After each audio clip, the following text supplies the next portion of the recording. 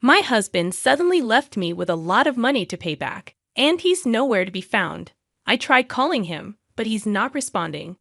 I don't know what to do because I can't afford to pay back such a big debt. Luckily, my daughter, Kate, cheered me up. I'm 35 years old, and I work part-time while taking care of the house. Kate's dad, Rogan, is missing, and we're a family of 3. I met Rogan at a party where I was feeling nervous, but he made me feel better by talking to me. We exchanged numbers and started dating. When I told my sister, Talia, about Rogan, she couldn't believe it because I'm usually quiet and don't go to parties. Talia was surprised that I found a boyfriend at a party and thought I'd date someone from work. When I showed her a picture of Rogan, she thought he was handsome. After catching up with Talia, we said goodbye for the day. Talia, who's still single, seems content with her relaxed life and isn't really looking for a boyfriend or marriage. While I understand her perspective, I'm focused on building a future with Rogan. I imagine us getting married and having children, which would be amazing. As I headed home, I couldn't help but smile.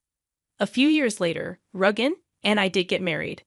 I'll never forget the overwhelming emotions when he proposed and our move to a new apartment. Living together felt surreal at first, but we cherished every moment, whether it was sharing meals, snuggling under the same blanket, or enjoying our days off together. Eventually, we were blessed with a beautiful baby girl named Rhea.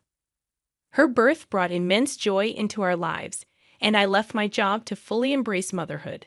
Rogan was always supportive, helping with household chores and taking care of Rhea so I could rest.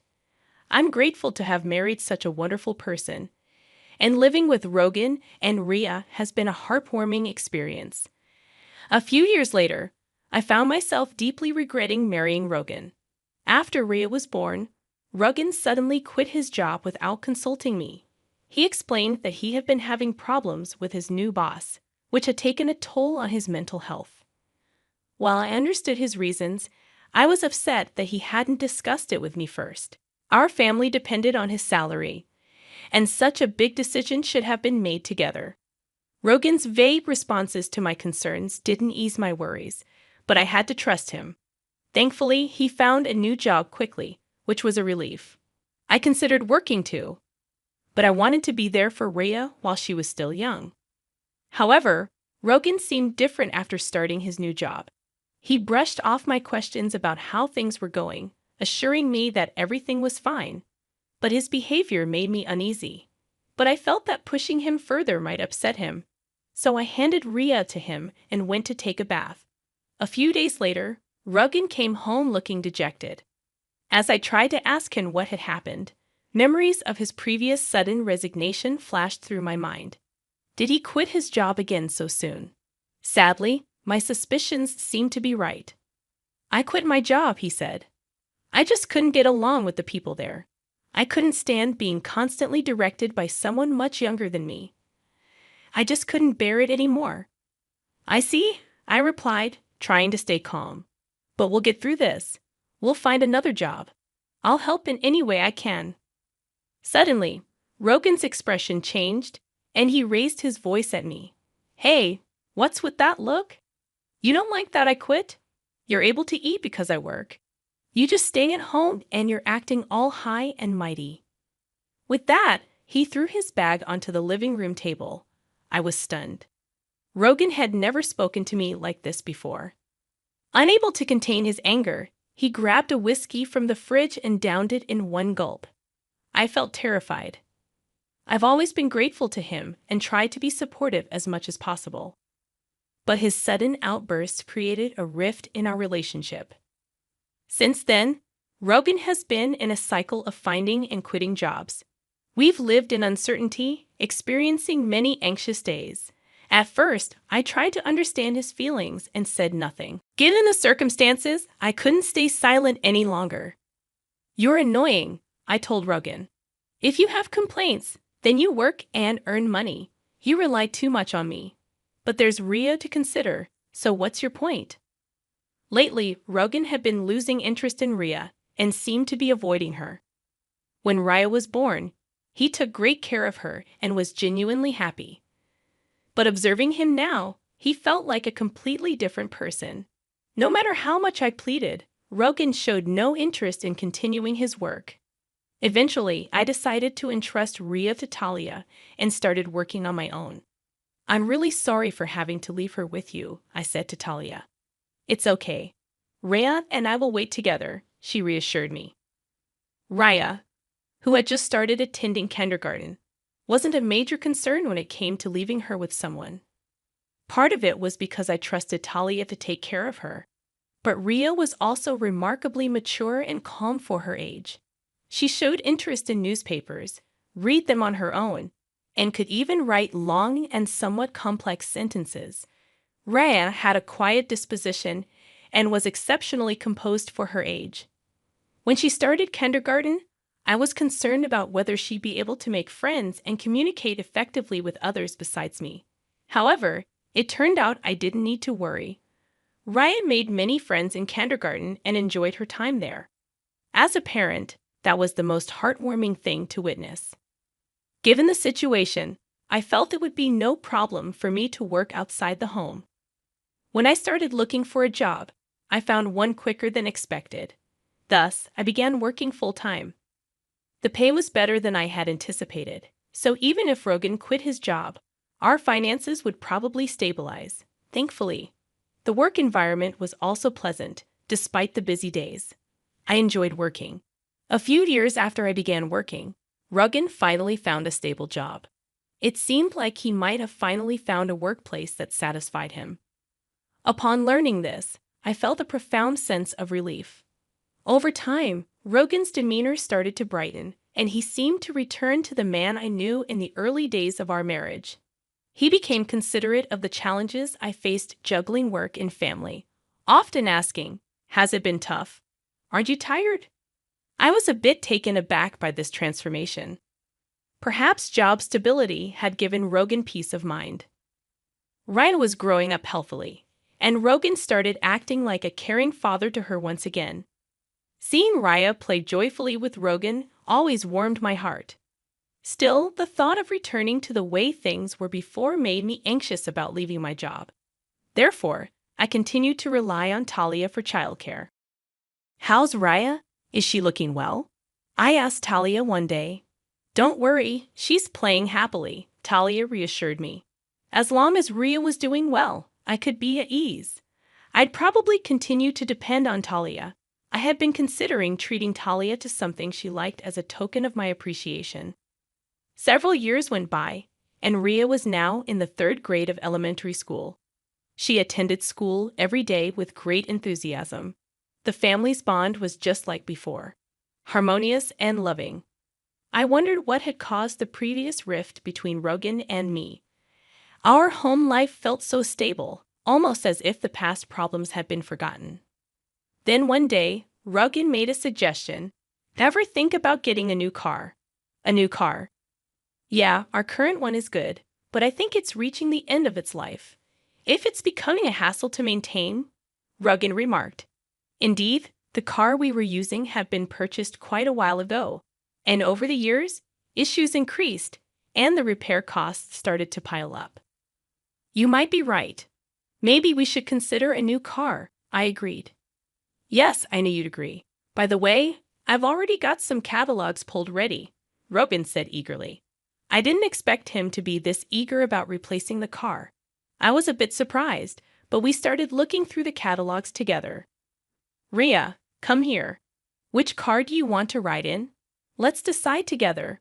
Rogan called Rhea over, and the three of us enjoyed flipping through the car catalogs together. However, I couldn't have imagined that this day would mark the beginning of an unexpected turn of events. A few months later, the new car that the three of us chose was delivered. The car we bought was a brand new model costing over $155,000. The loan was under my name.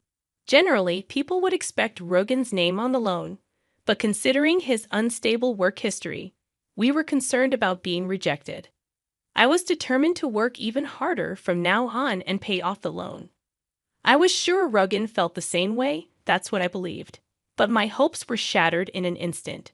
Rogan stopped coming home. He disappeared along with the newly purchased car. Could it be that Rogan got involved in some kind of trouble? What should I do? At that moment, my cell phone rang. The call was from Rogan. Hello, I answered, my voice filled with concern. Rogan, what are you doing? Where are you now? You disappeared all of a sudden, and the new car is gone. What happened? Did you get caught up in some trouble? I tried to convey how I had worried every day until then, but Rogan laughed at my concerns and said something unbelievable. Actually, I found a new lover. She's more important to me than you, he said bluntly, leaving me stunned and devastated. I've fallen in love with someone else. I've already taken care of the divorce notice. I'd appreciate it if you stopped getting involved. Rogan's voice echoed in my ears. I couldn't believe what I was hearing. The mention of a divorce notice shocked me to my core. However, a memory of a discussion we had during a big fight resurfaced. Submitting the application to the court meant that both parties agreed to the divorce. I deeply regretted letting my emotions take control at that time. Oh, by the way, I have a debt. I'm counting on you to repay it, Rogan added casually. What? How much debt are we talking about? I asked, feeling overwhelmed. I think $200,000, give or take. I'm leaving all the repayments to you, Rogan replied before abruptly hanging up the phone. I never thought something like this would happen to me. Were all of his kind smiles in the past just lies? As these thoughts crossed my mind, I could feel the strength drain from my body. Mom, what happened? Raya rushed over, looking concerned. It's okay, honey. Thank you. I tried to put on a brave face, but inside, I was filled with anxiety. How will I manage our life now with such a massive debt looming over us? The thought of the $200,000 made me feel suffocated. On top of that, there was still the car loan to think about. In a state of panic, I checked my bank balance. I searched the closet, drawers, kitchen, bedroom, everywhere. But my ATM card was nowhere to be found. Frantically, I launched my bank app on my smartphone. To my horror, the account balance had significantly decreased. Of course, I had no memory of withdrawing such an amount. Rogan was the only suspect. I tried to contact him, but of course, there was no response. With my mind going blank, I decided to focus on earning money. I kept this a secret from Talia to avoid unnecessary worry. And I also kept it from young Rhea. A few weeks after Rogan disappeared, I lost consciousness at work. When I came to, I found myself lying in a hospital bed. Where am I? I asked, feeling disoriented. Kate, are you awake? Talia entered the room with a shaken expression, Raya standing beside her. It seemed I had fainted due to extreme stress. I was told that I needed to be hospitalized for several days for detailed examinations. Hospitalized. What should I do? I wondered aloud. After you're discharged, let's talk about Rogan, Raya said suddenly. I was surprised to find out that Raya knew the truth. When it was time for my discharge, I felt a bit down, fearing Talia might point out that I wasn't supposed to let her know about it. Then, the next day, various tests were conducted. The results revealed that my poor health was due to cancer. Fortunately, it was still in the early stages, and there was hope for recovery through surgery. Although the surgery went well, returning to work immediately seemed impossible. I had no savings and medical bills were piling up. During these challenging times, Talia and Rhea became my pillars of support. When Rhea explained the situation with Rogan and my current state to Talia, she was even more furious than I had anticipated. Talia tried to locate Rogan with a plan to make him repay the debt and medical bills, but his whereabouts remained unknown. We don't have any leads on Rogan's current location. What do we do? I asked in frustration. It was then that Talia came up with a suggestion. The car that's under your name. Rogan has it, right? How about we try to get it back? Is that really possible? I asked in surprise. Talia shared more information. Actually, I found out where Rogan is currently working. Surprisingly, he seems to be working for a different company inside the building where I work. Though I usually opt for remote work, I occasionally visit the office and have reportedly seen him there. Knowing this, We can move forward with our plan. Let's go to Rogan's place right away, I said eagerly, wanting to confront him immediately. But Talia stopped me. Don't rush. We need a solid plan, not just a hasty approach. That's right, a plan, Raya chimed in. Both of them exchanged smiles, and I couldn't grasp the profound implications behind their demeanor. Watching them silently, Rhea beamed and reassured me, saying, "Don't worry, everything's set up." What kind of scheme had they hatched? They didn't provide the specifics, but everything became clear a month later. While at Talia's house, there was a sudden incoming call. Checking the caller ID, it was from Rogan. Initially, I ignored the call, but it kept coming in repeatedly. Something must have happened. Gathering my courage, I answered, and Rogan pleaded in a frantic voice. "Hey, help me out, please. I'll explain everything later. Just get here now. I'm about to be arrested." Rogan shared his current location and quickly ended the call. Having overheard the conversation, Talia and Rhea finally revealed the turn of events. Actually, we reported the car as stolen, and the idea was Rhea's. Impressive, right? Rhea blushed and looked down, filled with gratitude. I expressed my heartfelt appreciation for their ingenuity and determination. I expressed my heartfelt thanks to Talia and Rhea for their incredible support and hurried to the place where Rogan was waiting. The park he specified was surprisingly close to my home. There were police officers gathered around Rogan, and he seemed to be interrogated about something. We hurriedly approached Rogan's vicinity. First, we explained the situation to the police officers and had them leave. Afterward, Rogan ushered us into his car and began narrating the events that led to this. Glancing inside the car, I noticed a confident-looking woman sitting boldly in the passenger seat, her legs crossed. She stared at us with a cold gaze. "Thanks for coming. But why did the police come to me?" Rogan asked, puzzled.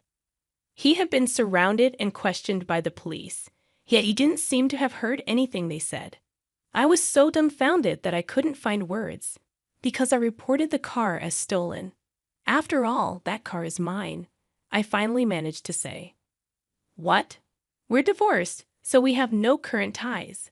Thus, the current situation paints a picture of Rogan as unauthorized, using another person's car. Reporting it stolen was the natural course of action, Talia explained. Rhea furthered the conversation with Rogan, who was visibly shaken. "Dad, why did you leave us behind? Why won't you pay back the money yourself? Explain." Rogan let out a sigh and looked at us with an exasperated expression, but he remained silent. "If you're just going to remain silent, I'll report it to the police. Do you realize that using my name without permission is a crime?" I warned. Hearing this, Rogan began to talk bit by bit. He mentioned his mistress, Lily. Apparently, she recently joined the company where Rogan works, and they connected during a company event. Concerns about the timeline of Lily's pregnancy, pointing out an inconsistency. "Your belly's pretty big. Is it a baby? When are you due?" Rhea asked. "In about 3 months, I guess," Lily replied. However, this calculation didn't seem right. Considering she was supposedly impregnated 3 months ago, shouldn't there be more time? Talia also noticed this inconsistency and pressed Lily further. "Is that baby really Rogan's? Isn't it odd for the baby to be due in 3 months? Whose child is it?" Talia voiced her concerns. Lily's expression faltered for a moment before she composed herself and responded, "Of course, it's Rogan's. There's no doubt about it." But Talia wasn't convinced. "Are you sure about that? The timing doesn't add up." Rogan remained silent, seemingly lost in thought. The atmosphere grew tense as everyone waited for an explanation. Lily's demeanor shifted, and she exchanged a nervous glance with Rogan before replying. "Well, there might have been some miscalculation, but I'm sure the baby is Rogan's." Talia continued to scrutinize Lily's response, sensing something was amiss. As the pieces of the puzzle started to come together, it became clear that there was more to the story than meets the eye. Talia decided to address Lily's revelations directly. Surprisingly, Lily didn't seem intent on hiding anything. Actually, the child isn't Rogan's. I thought about keeping it a secret, but I figured it'd be a hassle to get further involved with him, so I'll just spill the beans, Lily admitted. Is that why you were honest about the debt too? I asked. Yeah, there's no point being with Rogan anymore after all, Lily said with a mocking expression. The atmosphere grew heavy and tense. I felt the urge to get away from there immediately. Meanwhile, Rogan stared intently at Lily with an incredulous expression. Hey, what are you talking about? This is a joke, right? Why would it be a joke? Rogan demanded. I mean exactly what I said, Lily replied firmly. The tension increased, making the atmosphere even more stifling. Amidst this, Talia took charge of the situation. Anyway, I'll call the police, Talia announced. Huh? What are you talking about? Rogan protested. I couldn't care less about you two. But remember, borrowing money under Kate's name is a criminal act. Plus, using the car without permission is also a crime, especially since Rogan and Kate are complete strangers, Talia explained. She instructed me to contact the police. Rogan and Lily were frantically trying to talk their way out of the situation. However, I ignored their pleas and made the call. After a while, I could hear the sirens approaching. This should make them face the consequences, I thought, feeling a huge sense of relief. Finally, things were getting sorted out. In the end, Rogan and Lily faced legal action. They didn't end up in prison, but they had to shoulder responsibilities such as compensation payments, repaying the debt, and child support. On several occasions, they tried to reduce the payments through lawyers, but justice prevailed. A secret recording that Raya had made was used as evidence, leading to the denial of Rogan and Lily's requests. Raya had been inspired to make the recording after watching a scene from a TV show with Talia. I marveled at Raya's quick-wittedness and couldn't help but wonder about the kind of shows Talia had exposed her to. Now Rhea and I live with Talia, and Rhea doesn't face any issues commuting to school since the distance from our previous residence was quite close. The car was safely returned, and it seems Rogan is somehow managing the debt. If Rogan hadn't made those wrong decisions in the first place, he wouldn't have had to face such hardships. Throughout this whole incident, the presence of Talia and Rio was significant, and thanks to them, the situation is heading towards resolution. I'm determined to work hard from now on, hoping for a peaceful life with the two of them.